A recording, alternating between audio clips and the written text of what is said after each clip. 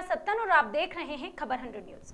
आइए नजर डालते हैं आज की कुछ खास खबरों पर, लेकिन उससे पहले एक नजर आज की हेडलाइंस की ओर।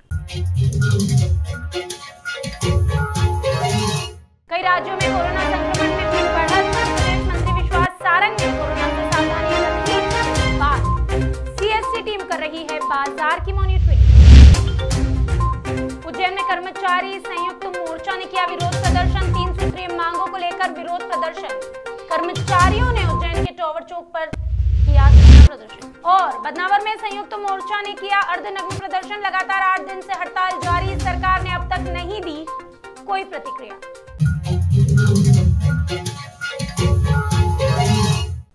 गुरुवार को मध्य प्रदेश चिकित्सा शिक्षा मंत्री विश्वास सारंग ने मीडिया से बातचीत की।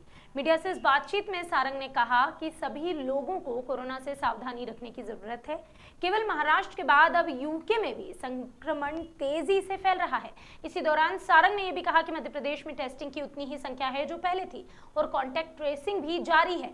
सारंग ने कहा कि सीएसटी की टीम बाजार खुलने पर मॉनिटरिंग कर रही है और सभी से आग्रह भी है कि मास्क और सोशल डिस्टेंसिंग का पालन करें।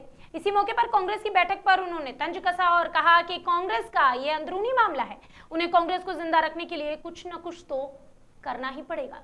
देखिए, हमारी तरफ से स्पष्ट निर्देश है कि सभी का रजिस्ट्रेशन हो, जिससे उन्हें सेकेंड डोज में दिक्कत नहीं आए। यदि कहीं इस तरह की बात आई है तो उसको ठीक किया जाएगा। पर वैक्सीनेशन के मामले में हमें इस बात की बहुत संतोष है कि मध्य प्रदेश में लगातार हम सुखद रूप से वैक्सीनेशन प्रोग्राम कर रहे हैं। लगातार रोज़ हमारे नए रिकॉर्ड बन रहे हैं। देश में हम बहुत दिनों में लगातार अव्वल नंबर पर हैं। हम ये सुनिश्चित कर रहे हैं कि हम पहला डोज और दूसरा डोज समयबद्ध कार्यक्रम के हिसाब से लोगों को लगाएं। हमें जितने वैक्सीन मिल रहे हैं, जितने डोजेस मिल रहे हैं, उसका हम रोज़ निष्पादन कर रहे हैं। हमारी नीचे तक की टीम, वैक्सीनेटर की टीम और इस पूरे प्रोग्राम को ऑब्जर्व करने वाली टीम मुस्तैदी के साथ काम कर रही है। और हमें इस बात की भी बहुत प्रसन्नता है कि जनता में भी अब बहुत उत्साह है वैक्सीन लगाने का। और जो आप किन्हीं सेंटर्स में भीड़ देखते हैं वो उसी का परिणाम है। हम ये सुनिश्चित कर रहे हैं कि हम समय सीमा में जो हमारा लक्ष्य है उसमें सभी लोगों को वैक्सीनेट कर सकें। मध्य प्रदेश में कोरोना संक्रमण के कम होते ही कई कर्मचारी आयोग सरकार के खिलाफ अपनी मांगे लेकर हड़ताल और प्रदर्शन पर जुटे हुए हैं।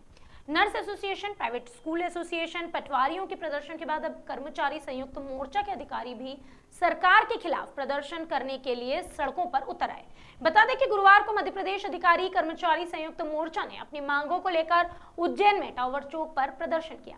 इस प्रदर्शन में मध्य प्रदेश अधिकारी कर्मचारी संयुक्त मोर्चा के जिला अध्यक्ष मान सिंह चौहान ने सरकार से अपनी 3 सूत्रीय मांगों को पूरी करने की मांग की।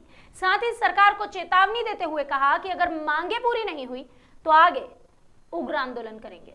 प्रदेश के सभी कर्मचारियों में जो 3 मांगे हैं, वेतन वृद्धि न दी जाना सरकार की, महंगाई भत्ता नहीं दिया जाना, पदोन्नति नहीं दी जाना, ये तो हमारा जो हक था वो हमसे छीना है। इसके अलावा हमको 7वें वेतनमान का मकान भाड़ा भत्ता नहीं दिया गया है। सरकार के द्वारा 10-10 हज़ार रुपये कोरोना काल का देने के लिए बोला था, पर आज तक ना तो कोई आदेश आए और ना ही दिया गया। उसके बावजूद भी कर्मचारियों ने बीमार रहते, अपने परिवार बीमार रहने के बावजूद भी अपनी सेवाएं लगातार दी है, पर सरकार ने उनके साथ कोई सहानुभूति नहीं रखी। मध्य प्रदेश सरकार के सभी मान्यता और गैर मान्यता प्राप्त कर्मचारी संगठन द्वारा सरकार से हमारी 3 सूत्रीय मांगों के लिए सरकार को नोटिस दिया गया था।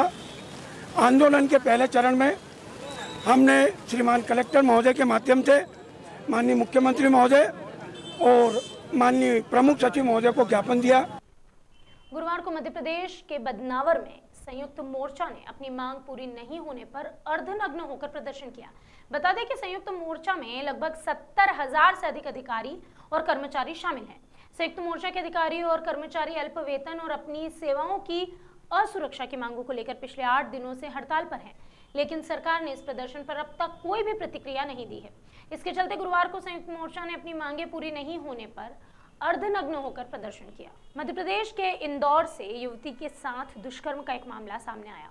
बताया जा रहा है कि तेजाजी नगर थाना क्षेत्र के ग्राम मोरूद के सरपंच विजय बिलोनिया ने एक युवती के साथ शादी का झांसा देकर 1 साल तक बलात्कार किया। पुलिस ने युवती की शिकायत पर मामला दर्ज कर आरोपी की तलाश शुरू कर दी।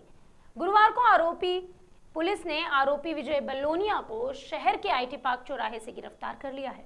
पर धारा 376 का अपराध पंजीबद्ध किया गया था, जिसमें युवती ने ग्राम मोरूद के सरपंच पति विजय बलोनिया पर आरोप लगाया था कि 1 वर्ष से जो है उसने उसके साथ में जो है शादी का प्रलोभन देकर और गलत कार्य किया है। इस पर अपराध धारा 376 के तहत अपराध पंजीबद्ध किया गया था। कल आरोपी को सरपंच लगातार लगभग 4-5 दिन से फरार चल रहा था। कल पुलिस ने मुखबिर की सूचना पर उसको IT पार्क चौराहे के पास से गिरफ्तार किया है। मध्य प्रदेश के उज्जैन से गैस सिलेंडर चोरी का एक मामला सामने आया है। बताया जा रहा है कि बुधवार की रात नानाखेड़ा थाना क्षेत्र के तपोभूमि में शक्ति गैस एजेंसी के गोदाम में अज्ञात बदमाशों ने 222 गैस सिलेंडर चोरी कर लिए। गुरुवार सुबह जब कर्मचारी गोदाम पर पहुंचा तो उसे ताला टूटा मिला। इसकी सूचना एजेंसी संचालक और पुलिस को दे दी गई। फिलहाल पुलिस ने मामले की जांच शुरू कर दी है। HP गैस के 222 भरे हुए सिलेंडर चोरी हुए हैं। कब की घटना है और ये 28 और 29 जुलाई की रात। कहाँ की गोदाम में इंडिया। कितने सिलेंडर पे लगे थे? 222। क्या कीमत? 5 लाख के आसपास। किस प्रकार से चोरी हुई? कितने लोगों का मैं ताला तोड़ के ले गया, मतलब चोर लोग अज्ञात चोर। क्या लगता है आपको किस प्रकार से कितना कैसे ऑटो में लेके गए होंगे या कुछ किस प्रकार से? नहीं, वो तो कोई गाड़ी में भर के ले गए होंगे, कोई आइसर वगैरह के अंदर। तपोभूमि पे है, ये गैस का गोडाउन है, वहाँ से कुछ गैस की टंकियाँ रात में चोरी हुई हैं, जिसकी रिपोर्ट दर्ज की है और विवेचना जारी है इसकी। लगभग से कितने दिनों में? अभी उन्हें गिनती कर रहा है उसकी कितनी क्या चोरी हुई है, उसके बाद जानकारी देते हैं उसकी। तो प्राथमिक स्तर पर क्या सामने आ रहा है, किस प्रकार से चोरी हुई है? कुछ वाहन का यूज हुआ है इसके अंदर। मध्य प्रदेश के महामारी के कम होते ही लगातार आत्महत्या के मामले भी सामने आ रहे हैं। ऐसा ही एक मामला मल्लारगंज थाना क्षेत्र से सामने आया। बताया जा रहा है कि राज मोहल्ला में रहने वाले रितेश गोयल ने फांसी लगाकर आत्महत्या कर ली है। सूचना मिलते ही पुलिस मौके पर पहुंची और शव को पोस्टमार्टम के लिए जिला अस्पताल भिजवाया। परिजनों की अगर माने तो पति पत्नी के बीच विवाद के चलते रितेश तनाव में था। संभवतः तनाव के चलते उसने आत्महत्या जैसा कदम उठाया है। पति पत्नी का आपस में विवाद था। पत्नी के विवाद के कारण ही इसको मानसिक रूप से उसको इतना प्रताड़ित कर दिया कि उसको आज सुसाइड करना पड़ा। क्या काम, कितने वर्ष पहले शादी? इसकी करीब 7-8 साल पहले शादी हुई थी। इनकी दोनों की एक 6 से 7 साल की बच्ची है। कहाँ रहते? अभी ये वर्तमान में किराए के मकान में राज मोहल्ला में रह रहे थे।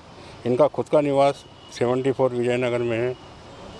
सुसाइड करने का कारण क्या सामने आया? सर, अभी तक तो यही रीजन मिल रहा है कि आपस में पति पत्नी का विवाद ही सुसाइड का कारण बन रहा है। इसको लेकर विवाद का कुछ जानकारी? इसकी जानकारी कुछ सुसाइड नोट किसी प्रकार से? नहीं, किसी प्रकार का कोई नहीं मिला। क्या अभी तक हमें कोई सुसाइड नोट नहीं मिला। क्या काम करता था? टेली परफॉर्मेंस में जॉब करता था। कल सूचना मिली थी कि 36 बटा नाथराज मोहल्ला में एक किराएदार द्वारा सुसाइड कर लिया है। सूचना पर वहाँ मौके पर गए थे तो वहाँ पे किराएदार रितेश पिता किशोर गोयल है। ये जो टेली परफॉर्मेंस कंपनी में लीडरशिप का काम करता है, तो उसके द्वारा अपने कमरे में पंखा लगा के फंदा बना के पंखे से लटका हुआ था। इसका मर्ग कायम कर जाँच में लिया गया है। परिजनों से पूछताछ में क्या समझ? परिजन से अभी पूछताछ नहीं हुई है। पूछताछ में तो पता चला था कि वो अकेला था, उसकी पत्नी वगैरह बच्चे वगैरह मायके गए थे। अभी जांच में है, मगर जैसे भी स्थिति होगी वैसे कार्रवाई करेंगे। मध्य प्रदेश के इंदौर में पुलिस ने बढ़ते अपराधों को कम करने के लिए शिकंजा कसा है। बताया जा रहा है कि गुरुवार को लसूड़िया थाना क्षेत्र के पुलिस ने बैंक में डकैती डालने की फिराक में बैठे 5 आरोपियों को धारदार हथियार के साथ गिरफ्तार कर लिया। दरअसल पुलिस को मुखबिर से सूचना मिली थी कि न्यू लोहा मंडी के पास झोपड़पट्टी के पीछे कुछ बदमाश एक बड़ी वारदात को अंजाम देना चाहते हैं। पुलिस ने सूचना मिलते ही इलाके की घेराबंदी कर 5 आरोपियों को गिरफ्तार कर लिया। पुलिस ने आरोपियों के पास से धारदार हथियार भी बरामद किए हैं। आरोपियों ने बताया कि वो लोहा मंडी स्थित यूनियन बैंक को लूटने की योजना बना रहे थे। फिलहाल पुलिस आरोपियों से अन्य मामलों में पूछताछ कर रही है। अभी के लिए बस इतना ही, लेकिन खबरों का सिलसिला लगातार रहेगा जारी। जुड़े रहिए खबर 100 न्यूज के साथ, जनता की बुलंद आवाज।